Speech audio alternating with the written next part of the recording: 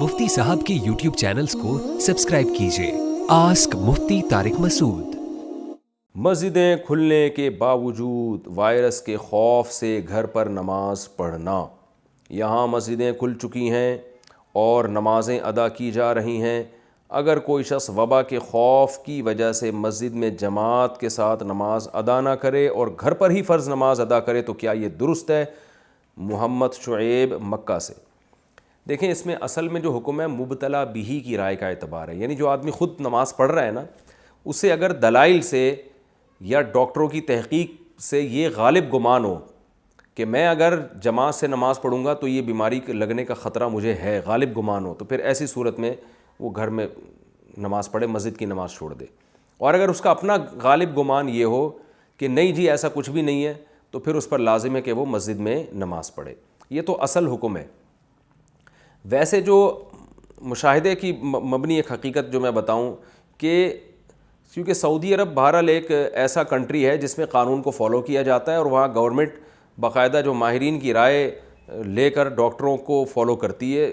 जो जिन मुल्कों में जमहूरियत है ना, उनमें गवर्नमेंट बाज़ दफ़ा चाह रही होती है कि लोगों को एक राय पर अमल कराए, लेकिन वो गवर्नमेंट के पास इतनी पावर नहीं होती।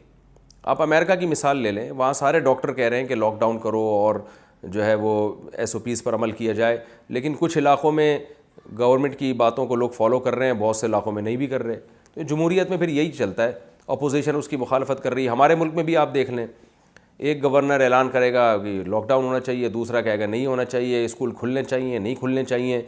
फिर मुहर्रम में सब कुछ खुल रहा है, रबीउल अव्वल में सब कुछ खुल रहा है, और जनाब सफ़र में आके पाबंदियाँ लग रही हैं। तो यहाँ तो एक भेड़ चाल चल रही है, कुछ पता ही नहीं है कि करना क्या किसी को। तो इसलिए यहाँ तो हम यही कहेंगे, भाई जो आदमी खुद मुब्तला है वो अपने खुद तहकीक करे, डॉक्टरों से तहकीक डॉक्टरों से करेगा, वो किसी और माहिर डॉक्टरों से जो अपनी फील्ड के माहिर हैं उनसे तहकीक करके जो राय कायम होती है उस पर अमल करे। वो अगर वो बहुत सारे डॉक्टरों से पूछता है और रिलायबल डॉक्टरों से, वो सब कहते हैं भाई आपके लिए मस्जिद में जाने में ख़तरा है, आपको बीमारी लग सकती है, तो फिर वो घर पे नमाज़ पढ़े। और डॉक्टर उसको परमिशन दे रहे नहीं, भाई आपको इंशाल्लाह कुछ नहीं होगा या बहुत कम दर्जे का इम्कान है आपको बीमारी लगने का, फिर आप जमात से नमाज़ पढ़ें, जो शरीयत का असल हुक्म है। तो असल हुक्म तो ये, यानी इन मुल्कों में तो हम यही कहते हैं लोगों से कि आप अपनी राय पर अमल करें और राय ख़ुद से नहीं, माहिर डॉक्टरों से पूछ के राय कायम करें अपने बारे में। लेकिन जहाँ सऊदी अरब जैसा कंट्री है, अगर उसमें मस्जिदें खोल दी हैं और इजाज़त दे दी है, तो वो यकीनन इसी बेस पे उन्होंने इजाज़त दी होगी कि उन मुल्कों में कोरोना ख़त्म हो रहा होगा या वो ख़तरात से बाहर निकल चुके हैं। क्योंकि जैसे ही वो ख़तरात में आएंगे तो फिर गवर्नमेंट ख़ुद से फिर ऑर्डर जारी कर देगी।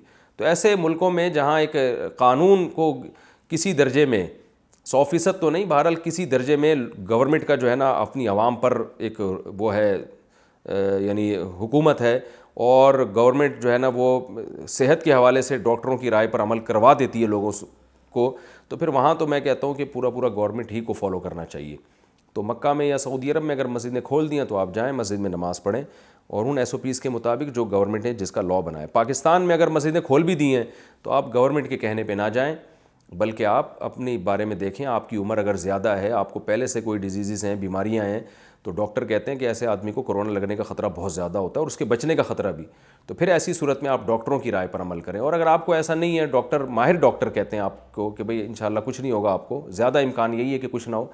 देखें, होने को तो कहा जाता है ना, ऊँट पर बैठे हुए आदमी को कुत्ता काट लेता है, तो वो तो अल्लाह की जब मशीयत होती है तो कुछ वैसे भी हो जाता है, और होना वाला हो तो वो टल जाती है। तो हम ज़ाहिरी असबाब की बात कर रहे हैं, तो डॉक्टरों की राय पर इस पर अमल किया जाएगा। आम हुक्म यही है।